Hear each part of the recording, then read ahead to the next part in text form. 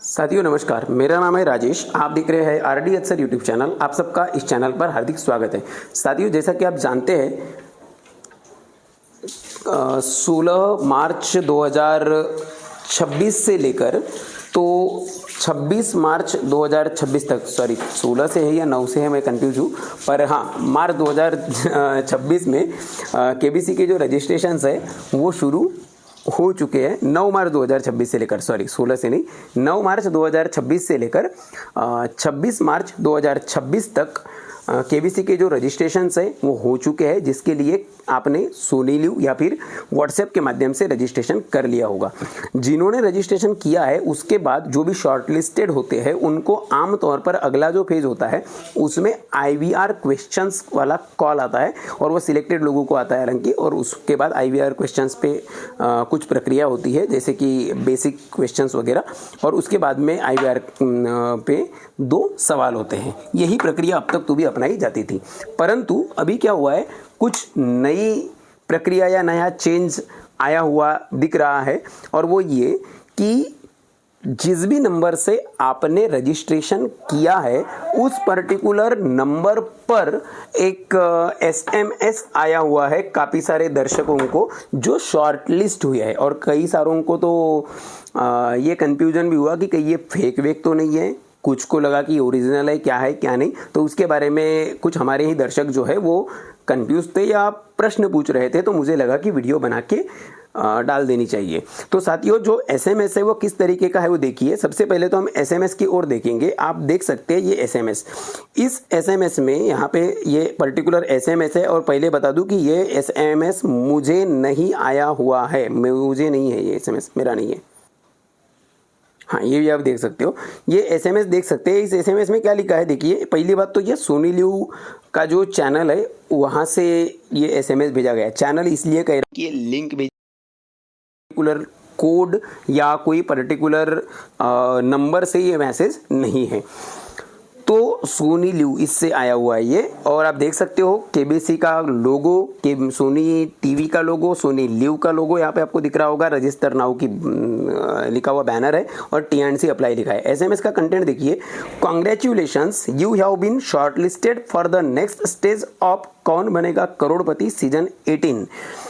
Please complete your registration by Sunday 29th of March 6 PM using the link below. TNC applied on Sony Liv। ये SMS है और नीचे एक link दी है click here caption के साथ, जिस पर आप क्लिक करके लिंक खोल सकते हो। यहाँ पर देखिए, पहली बात तो ये क्योंकि SMS में लिंक आई है तो हो सकता है आप अगर इस पर क्लिक करेंगे कुछ के फ़ोन में ये डायरेक्ट खुलेगी और कुछ के फ़ोन में शायद डायरेक्ट नहीं खुले, ये भी हो सकता है। तो ऐसे में आपको कुछ परमिशन मांगी जाएंगी। वो ये भी हो सकता है कि ये थर्ड पार्टी लिंक है तो सिक्योरिटी रिस्क वगैरह का कुछ आ सकता है, परंतु पहली बात तो ये निश्चिंत हो जाइएगा कि ये ओरिजिनल लिंक है। और साथियों, इस पे आप क्लिक कर सकते हो। पहले तो जो साथी ये पूछ रहे थे कि ये SMS फेक वेक तो नहीं, तो पहले बात तो ये क्लियर कर दूं कि ये ओरिजिनल SMS है, KBC के तरफ से ही है। तो ये SMS है। सबसे पहले तो ये देख लीजिएगा कि ये ओरिजिनल SMS है, सोनी लिव की तरफ से ही है। जो दरअसल IVR कॉल आता है उसकी जगह अब SMS भेज दिया गया है। अब प्रश्न आता है कि क्या ये SMS सबको भेजा गया है? तो जी नहीं, ये SMS भेजा गया है जो लोग शॉर्टलिस्ट हुए हैं उन्हीं को, या जिन लोगों को IVR आने वाला था उन्हीं को हम ये कह सकते हैं कि IVR की जगह SMS भेजा गया। अब IVR जब आता है तो क्या होता है, आपने देखे होंगे, जब IVR आता है तो आमतौर पर जैसा कि हमने कहा कि IVR में बेसिकली क्या आपने रजिस्ट्रेशन किया है क्या, वो एक क्वेश्चन आता है, फिर आपकी एज वगैरह कुछ पूछता है, लैंग्वेज वगैरह पूछता है, और उसके बाद में जब आप आगे आगे बढ़ते हो तब उसके बाद में सीधे 2 क्वेश्चंस पूछे जाते हैं। इसके पहले बहुत पहले 3 क्वेश्चन पूछे जाते थे, 2 जनरल नॉलेज बेस्ड यानी कि 4 ऑप्शन बेस्ड, और एक question NTC near to correct answer वाला पूछा जाता था। बाद में उसको 2 ही क्वेश्चंस कर दिए गए। इस बार क्या हुआ है, यहाँ पे लिखा गया है कि ये एसएमएस जिनको भेजा गया है उनको, और पिछली बार अपने ये भी देखे होंगे कि जब आईवीआर क्वेश्चन आता था तो जब क्वेश्चन आता था उसी वक्त क्वेश्चन का आंसर देना होता था। कई सारे लोगों की कॉल ड्रॉप होती थी, कई सारे लोग क्या बोल सकते मतलब 3 बार ट्राई करने के बाद भी अगर कॉल मिस हो गया या कॉल रिसीव करने के बाद बीच में कट गया या कुछ हो गया तो फिर वो पैनिक होते थे। तो इस बार इन्होंने एक बहुत बढ़िया सिस्टम ये किए कि इसी एसएमएस पे जो क्लिक हियर की बटन है, उस क्लिक हियर की बटन पे क्लिक करके जो शुरुआत जो रजिस्टर नाउ या जो बोला है या क्लिक हियर करके, click here for please complete your registration. अब ये रजिस्ट्रेशन कंप्लीट कैसे करेंगे, तो ये दरअसल साथियों आपने सोनीलिव पर या व्हाट्सएप पर जो रजिस्ट्रेशन किया है उसमें ऑब्वियसली आपने अगर सोनीलिव से किया होगा तो मोबाइल नंबर डाला होगा, व्हाट्सएप से किया होगा तो आपका व्हाट्सएप नंबर होगा ही, उसके अलावा बाकी की चीज़ें आपने डाली होंगी। यहाँ पर जब रजिस्ट्रेशन करेंगे आपने जिस नंबर से रजिस्ट्रेशन किया है उसी नंबर पर एसएमएस आया है, तो आप जब सोनीलिव पर जाएंगे और रजिस्ट्रेशन के रूप में आपको वही रजिस्ट्रेशन नंबर जिस पर आपको एसएमएस आया है वो नंबर डालना होगा, बाकी की पूरी चीज़ें डालनी पड़ेगी, मतलब कि वही चीज़ें जिससे आपने रजिस्ट्रेशन करते वक्त जो डाली थी वही चीज़ें अब डालनी पड़ेगी। और फिर जो 2 क्वेश्चंस है वो 2 क्वेश्चंस आएंगे। इससे एक चीज़ आसान हो जाएगी या अच्छी ये हो जाएगी कि कॉल ड्रॉप वगैरह वो सिस्टम नहीं आएगा। मतलब जो चीज़ आप कॉल पर करते थे आईवीआर कॉल पर, वही चीज़ अब आपको सोनीलिव ऐप पर करनी है। सिंपल बात तो ये है। अब ये जो लिंक है, क्योंकि ये लिंक अब जैसे कि आप देख सकते हो आईवीआर कॉल में तो ऐसा होता था कि आईवीआर कॉल पर्टिकुलरली जब शॉर्टलिस्टेड कंटेस्टेंट को आता था तो क्वेश्चंस खैर इधर उधर पता चल जाते थे, वहाँ तक ठीक है, बट जिसको आईवीआर कॉल आया वही व्यक्ति आईवीआर कॉल का जवाब दे सकता था, दूसरा व्यक्ति आईवीआर कॉल का आंसर ही नहीं दे सकता था। पर चूंकि अब ये एसएमएस है तो ये भी तो संभव है कि कोई व्यक्ति इस एसएमएस को क्या बोलते हैं शेयर कर दे अपने किसी दोस्त के साथ, और जिसने भी मतलब रजिस्टर किया है परंतु शॉर्टलिस्ट नहीं हुआ है। मतलब कि अभी जैसे मुझे ही मान लो, हम ये चीज़ क्यों पूछ रहे हैं अभी ट्राई भी करके देखेंगे, तो ये भी तो पॉसिबल है कि जैसे मेरे कुछ दर्शकों को ये लिंक आई है या एसएमएस आई है, एसएमएस आया हुआ है, मतलब कि वो शॉर्टलिस्ट हुए हैं, मेरा यहाँ पे शॉर्टलिस्ट मैं नहीं हुआ हूँ, ठीक है, तो वो अपने किसी साथियों को जो शॉर्टलिस्टेड नहीं है उनको वो एसएमएस भेज दे, या फिर वो लिंक जो क्लिक हियर वाली लिंक है वो लिंक शेयर कर दे, और उससे जो शॉर्टलिस्टेड नहीं है वो भी आंसर देने का प्रयास करे। ये भी तो एक हो सकता है ना, जो कि आईवीआर कॉल में पॉसिबल नहीं था। तो साथियों ये कुछ लोग बोल रहे हैं कि ऐसा हो सकता है, या जिन लोगों को एसएमएस नहीं आया उन्होंने भी क्लिक हियर वाली बटन पे क्लिक करके या लिंक पर क्लिक करके आंसर दे दिया करके, पर ऐसा मुझे तो भी पॉसिबल नहीं लगता। हम खैर आगे ट्राई करके देखेंगे, अगर ऐसा होता है तो बहुत अच्छी बात है, बट मुझे तो भी ये नहीं लगता कि ये पॉसिबल होगा, और नहीं भी होना चाहिए, क्योंकि जो लोग शॉर्टलिस्टेड है उन्हीं को ये एसएमएस आया है, बाकियों को सबको नहीं आया है। तो ऑब्वियस है कि आगे का जो रजिस्ट्रेशन करके जो आईवीआर क्वेश्चंस का जो आंसर है वो भी सभी लोग नहीं दे पाएंगे, ऐसा मेरा मानना है। देखते हैं आगे। देखिए ये एक लिंक है। अब चूंकि मुझे एसएमएस आया नहीं है तो मैं वो क्लिक हियर वाली बटन पे क्लिक नहीं कर सकता, क्योंकि मेरे पास केवल स्क्रीनशॉट है। पर ये ध्यान रखिए, जिसके पास भी वो एसएमएस आया है, मतलब जो लोग शॉर्टलिस्टेड है परंतु क्लिक हियर वाली बटन पे क्लिक नहीं हो रहा है, मान लो, वो एक काम कर सकते हैं, आपको स्क्रीन पर एक लिंक दिखाई दे रही होंगी जो कि है https://kbcevent.soniliv.com/registration/L1/register। यहाँ पे थोड़ा सा इसको डिकोड करने का प्रयास करते हैं। केबीसी इवेंट मतलब कि केबीसी के आगे इवेंट आपको पता ही है, soniliv.com से यहाँ पे देखिए .soniliv.com लिखा है, यही बताता है कि ये एसएमएस या ये लिंक फर्जी नहीं है। सबसे इम्पोर्टेंट बात यह है, क्योंकि केबीसी के नाम पर बहुत सारे स्कैम होते हैं। केबीसी और उनके जो भी क्या बोल सकते हैं टीम है, वो भी कई बार अपने चैनल से लेकर हर जगह बताते आई है, इवन हम भी बताते आए हैं कि भैया केबीसी में जो रजिस्ट्रेशन है वो टोटली फ्री है, वहाँ पर जाने की प्रक्रिया पूरी फ्री है, वहाँ उसके लिए आपको बस डेटा चार्ज लगेगा, उसके अलावा कोई चार्ज नहीं लगता। साथियों पहले ही बता दूँ, हमारे चैनल पर भी हम कोई प्रकार सा कि केबीसी में नंबर लगा देने का या ऐसा कोई वादा नहीं करते, और ना ही कोई वादा ये कर सकता है, क्योंकि ये पूरी इंडिपेंडेंट प्रोसेस होती है, पूरी एक अलग प्रोसेस है और वो पूरी पारदर्शी प्रक्रिया है। तो कोई भी अगर ऐसा दावा करता है तो सबसे पहले तो उनकी कंप्लेंट कर दीजिएगा। हम ऐसा कोई दावा नहीं करते, नंबर 1, और ना ही हम केबीसी के नाम पर किसी भी तरीके का शुल्क या पैसा वगैरह मांगते हैं। पहली बात तो ये क्लियर करें। तो ये कैसे पता करें कि ये ओरिजिनल है कि नहीं? तो साथियों देख सकते हैं आप, यहाँ पे जो डोमेन है वो sonyliv.com लिखा हुआ है और sonyliv.com ऑफिशियल डोमेन है सोनी चैनल का। तो यही है, और L1 लिखा है। L1 मतलब कि आगे जो प्रक्रिया है रजिस्ट्रेशन के क्वेश्चन के बाद की, वो है लेवल 1। तो वही L1 उसी का शॉर्ट फॉर्म है, उसके लिए रजिस्टर करना है। अगर किसी को क्लिक हियर वाली बटन क्लिक ना हो तो आप एक काम कर सकते हैं, इस लिंक को आप नोट करके सही तरीके से टाइप करके इस लिंक को पर भी आप क्लिक कर सकते हैं। अगर आप चाहे आपको के पास लिंक ना हो तो मैं इस लिंक को हमारा जो ग्रुप है उस पर भी डाल दूंगा, व्हाट्सएप ग्रुप, जिसकी लिंक इस वीडियो के डिस्क्रिप्शन बॉक्स में मिल जाएगी, वहाँ से भी आप देख सकते हो। हाँ, अगर आप चैनल को सपोर्ट करना चाहते हैं तो आप सपोर्ट कर सकते हैं, जो कि ऐच्छिक है, जो कि पूरी तरह से ऑप्शनल है, किसी के लिए भी कंपलसरी नहीं है। अगर आप सपोर्ट करना चाहे तो हमारी जो UPI ID है वो चैनल के डिस्क्रिप्शन बॉक्स में है, या फिर आप क्या बोल सकते हैं भाई, सुपर थैंक्स वगैरह देकर भी कर सकते हो अगर ऑप्शन आपको मिले तो। खैर, तो इस लिंक पर हम क्लिक करेंगे। अब पहली बात तो ये देखो, मैंने कर दिया। लिंक पर जब क्लिक किया हो, पहली बात तो ये देखिए, बैनर तो खुला, मतलब तो खुली है, देखिए। और ये वेबसाइट पर खुली है साथियों, वेबसाइट पर खुली हुई है ये, ठीक है। ऐप नहीं खुला है, वेबसाइट खुली है। अब लैंग्वेज पूछ रहा है इंग्लिश, हिंदी। यहाँ पे हम इंग्लिश का चयन करते हैं। मैं बस ये देखना चाह रहा हूँ, जिससे आपको भी क्लियर हो जाएगा, मैं लाइव दिखा रहा हूँ कि क्या सभी लोग जिसको SMS नहीं आया वो भी रजिस्टर कर सकता है क्या? मुझे तो उसकी उम्मीद नहीं दिखती, बट कोशिश करने में कोई गलत बात नहीं है, ट्राई करके देख सकते हैं। ट्राई कर रहे हैं। तो यहाँ पे रजिस्ट्रेशन पे क्लिक किया। अब यहाँ पे मांग रहा है मोबाइल नंबर।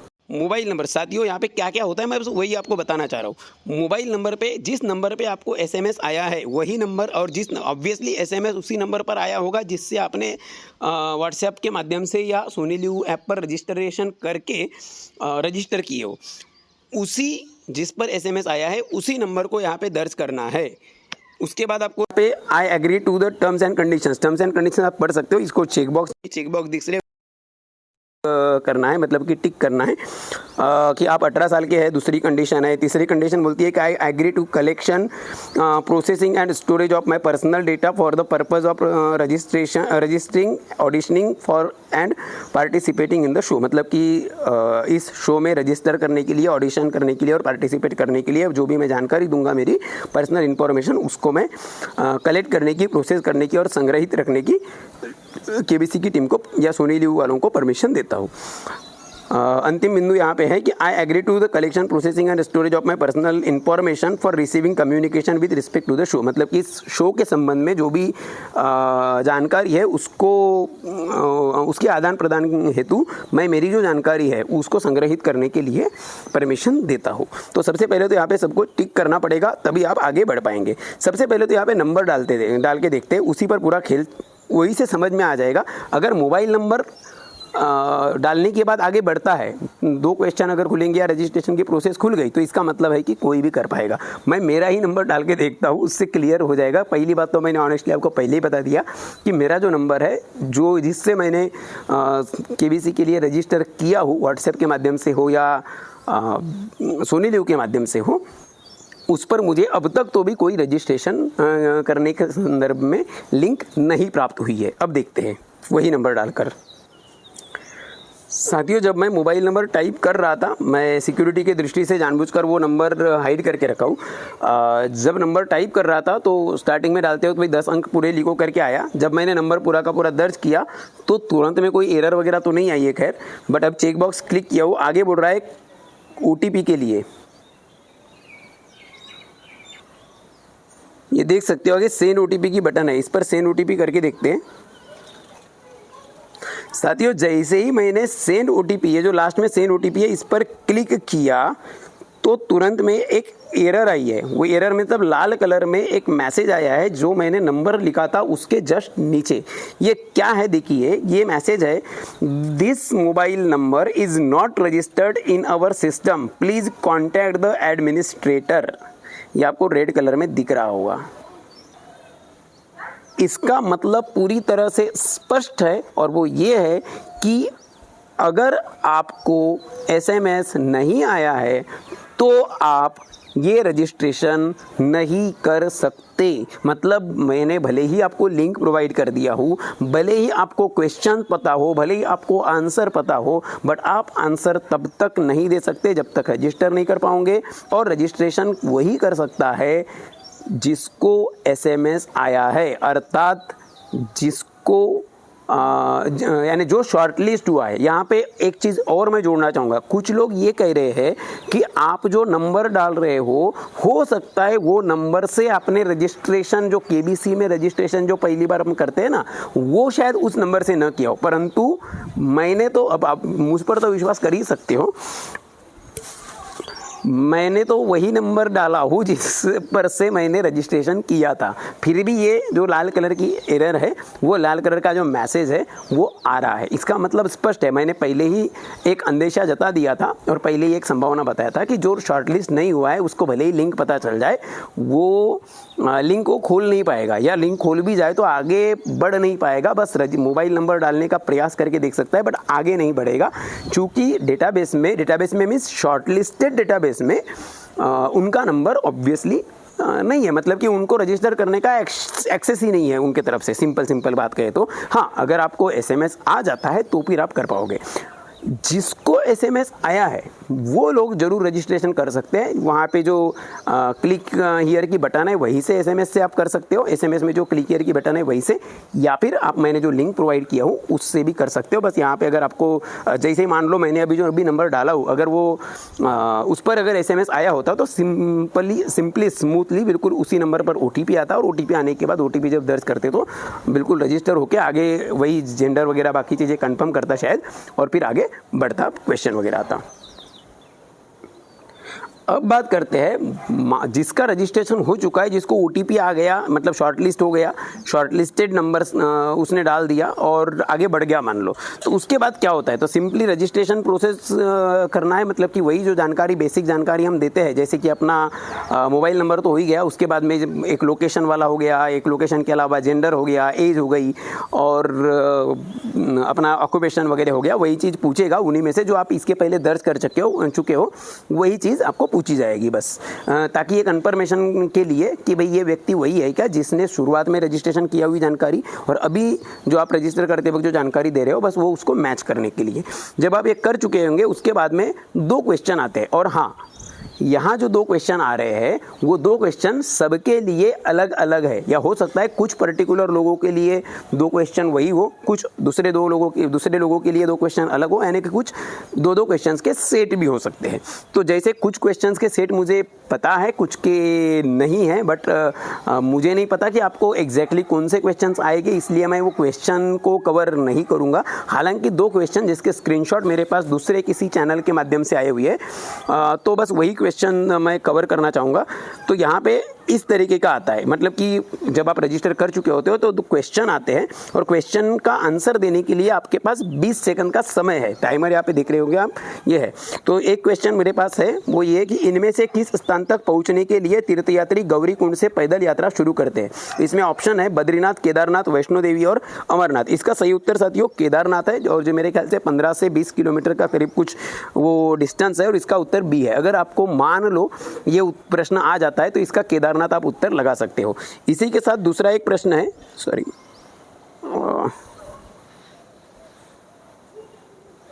हाँ, ये दूसरा प्रश्न और एक है जो कि है इनमें से 2024 पेरिस ओलंपिक में पदक नहीं जीता। इसमें ऑप्शंस है निशानेबाजी, तीरंदाजी, हॉकी और एथलेटिक्स। इसमें आप जैसा कि देखेंगे निशानेबाजी तो आपको पता होगा कि मनु भाकर, जिन्होंने एक ही ओलंपिक में 2 मेडल जीतने का कारनामा कर दिखाया। उसके साथ साथ स्वप्निल कुसले, वो एक प्लेयर है, उन्होंने भी निशानेबाजी यानी कि जो शूटिंग है उसमें मेडल जीता हुआ है। बचा तीरंदाजी साथियों ऐसा गेम है जिसमें जो धीरज और अंकिता नाम की 2 प्लेयर्स थे जो कि क्या बोलते सेमीफाइनल तक पहुंच गए थे, परंतु वो मेडल नहीं जीत पाए, इसलिए तीरंदाजी इस प्रश्न का सही उत्तर है। हालांकि आगे जो हॉकी है, हॉकी में मेंस टीम ने मेडल जीता था, ब्रॉन्ज मेडल, आपको पता ही होगा।